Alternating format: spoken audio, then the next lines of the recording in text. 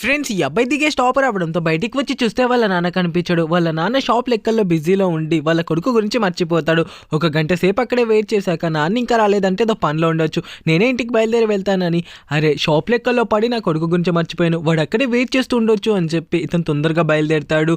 అన్న ఒకసారి మీ ఫోన్ ఇస్తారా, నేను మా నాన్నగారికి కాల్ చేయాలి అని చెప్తే, రే ఎవరా నువ్వు, నిన్ను చూస్తే నాకు నమ్మాలనిపించట్లేదు, వెళ్ళరా ఇవ్వను అని చెప్పి అంటాడు.